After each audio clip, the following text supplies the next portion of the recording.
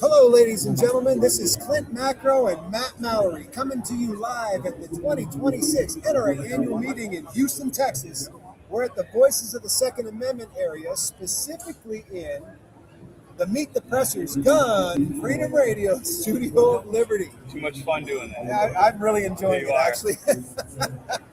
I need to start going, Meet the Pressers. You'd think we've been drinking, but we haven't. No, we're not. We're getting punchy because We are. going nonstop. End of the day. We have a very special guest that, David, you've been on the show before. This is Dave Conte, the NRA ILA. And it's an election year. You're busy.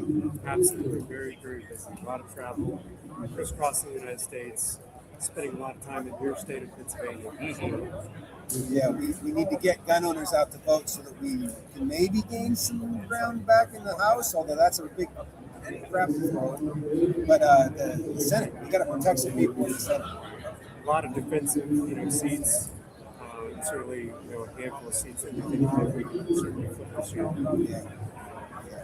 If we lose just a few senators, we could turn into Virginia very quickly. Oh, just 2-3 senators away from Illinois, Virginia, New York. So on a national scale, as everybody's asking, like, especially if they hear that this court case was, ruled this way in one district, and that's good for our state. And I know, like, you got multiple districts. If there's a rift, then that's usually what they bring it to the Supreme Court, and the Supreme Court makes a decision or not, grant writ of certiorari to hear it. Any pivotal ones that you guys can see on the horizon that you might be part of, or even that other organizations are part of that could go to that level? Assault weapon, vans, magazine capacity, stuff like that comes to mind. You caught me a day before I'm supposed to get my brief on all of our cases. We got about a little over 50 cases that are active right now. Several going up to the Supreme Court. Assault weapons case, magazine capacity, age restrictions as well. And then a lot of stuff at the local level. I believe we were involved recently in the Philadelphia case, age restriction there. People want to learn more about those cases and where they are. NRAILA.org. Drop down button there, go to active litigation, and you can get a full district by district, all the cases that we're involved in. Yeah, it'll be interesting to see with what's happened in Virginia. Actually, Pincus brought this up before, and I didn't really think of it. A lot of the challenges that could happen in, like, Massachusetts, that's a different circuit. Yeah. But now that we're going to see some challenges in Virginia, that's a different circuit. We might just start to see some movement. And then once that case law gets established, if it does, that could be very powerful moving forward for individual rights and liberties. Oh, absolutely. It'll have a ripple effect, just like the Bruin case did. Yeah. Talking about Virginia, I just gave a presentation, a few hours ago. We were talking a lot about Virginia, and ultimately, we don't want things to go to the courts. The courts are a very lengthy process, costing some millions and millions of dollars. Sometimes, years and decades in some cases. Going to 7 years. 7 years and a lot of money. But at the end of the day, voters have to turn out. Virginia, there's over 600,000 registered Republicans that voted in 2024 that didn't show up last year in Virginia. Every single county statewide shifted 3 points to the left. Wow. I mean, it was a catastrophic. I used to, work with the Virginia Party years ago before the NRA. I consult on races, manage races there. And Virginia has been slipping, going in the wrong direction since, I think, 2013 is really when Republicans started losing statewide, countywide races. And it's atrophy, it's apathy with voters. And we're out there every year knocking on doors, and people are just checked out. So hopefully this will scare them and get them out to vote next year. We'll have another team out there on the ground next year. I think people need to be more focused on voting every election, and not just like when something scares them, but that does drive them. like New York, we got 5 million gun owners, and we got less than 3 million that voted against Kathy Hochul. And, she gets elected right after passing the Concealed Carry Improvement Act in November, she gets elected. I'm like, how does that happen? Like, how do you literally are oblivious to that? And don't cherry pick which races. A lot of people focus on the presidential race and then maybe Senate, maybe House, but school board, Dog catcher, dog catcher, or Illinois. I can't remember what the study was, but for people that ran for school board, there was like a 20% chance that person would later on go for state house, state senate. So you got to be involved at every level. Well, and also when you do speak to elected officials, they can look up and see if you vote and how often you vote. And if you're a super voter and you vote all the time, they're likely going to pay a little more attention to what you have to say to them. I've actually seen elected officials say, "Are you registered to vote?" "Nope." "Then your opinion doesn't matter," and they've walked away. So being registered to vote and then actually going out and voting is very important. Gun owners need to go out and vote, but you also need to get your fellow gun owning friends in your sphere of influence to register to vote and get out to the polls. In Pennsylvania, we can use some mail-in ballots. There's that infrastructure is in place. So if you know someone that doesn't like to go out or doesn't drive, or help them to get a mail-in ballot and get that put in the mail as well. The only thing I'd caution is if somebody's offering you money on the side of the road to vote, or don't do that. Absolutely, don't do that. Yeah, There's so many opportunities to vote. With early voting, there's no excuse not to vote. And Pennsylvania, we start off 2024 in Pennsylvania with how many hunters were registered to vote? It's like 400,000 or 500,000. Weren't registered to vote at the beginning of the year, and between the NRA and a couple other organizations, we were able to get a lot of those people registered to vote, educated, energized to go out to vote. And it made a big difference in a lot of those key races. I was at the MC in the Poet Gun Bash, the last one. I don't know if you were at the very last one we did in March. No, I was at the one before that. But I was, when I'm doing the MCing, I like to talk about what we do as an organization, and I talk about other things.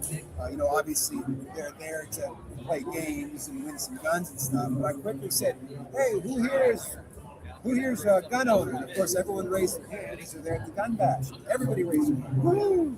And I said, "Who here's registered to vote?" And it was like someone punched me in the gut. It was literally a few hands stayed up when I said I registered to vote, and I so quickly wanted to say, "What is the problem?" But I converted it. And I said, "Folks, you need to get out and vote." So that really taught me something. And in the leadership positions that I have in some of the organizations in Pennsylvania, I'm making it my sole focus to have Allegheny County Sportsman's League, FOAC, working with NRA, Turning Point Action, and a few other organizations to try to set up some voter registration opportunities and maybe even take them to gun club meetings. Look, you don't even need to do anything but come over here with a pen or fill out this form on this pad. I'm trying to put that together. So I'd love some of your resources to help out with that. Yeah, we have a website called Trigger the Vote. Harley used to be a big part of that. Chuck Norris, of course.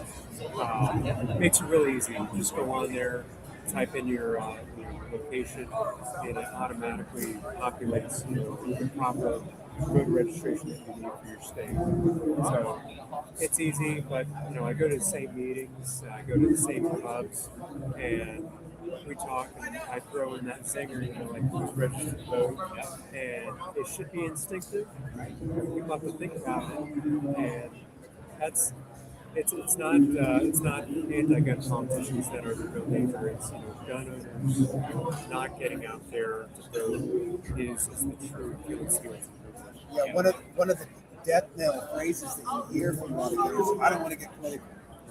Let me assure you, voting and being involved with your civic duty is not being political. As a matter of fact, if you don't vote, you're allowing the politicians to come into your life. Yeah, the Trigger to Vote we've got on PSNet, my training company, PSNet.com. I've got the Trigger to Vote icon, links to the website. I've had that up there for years, and then everybody that registers for a class would ask them, are you an NRA member or a USCCA member? Ask them for their number, and if they're not, here, click a link and become one. So I do the affiliate right off my forms. Yeah, and so it's important to support organizations that are going up to bat. It's important to vote. It's important to get your neighbors to vote. It's one of the things we have to do. Four boxes of liberty, right? So a lot of times people ask me, how do I get involved? How can I do something to help the cause? So what way could the average listener in here help the NRA, help us all preserve our firearm freedom? Well, I mean, first and foremost, I got to put a plug in for membership, become a member. Second, sign up for our legislative groups. NRA ILA frontlines.com. Just go to that website there, and you'll be able to sign up for legislative alerts and also volunteer opportunities.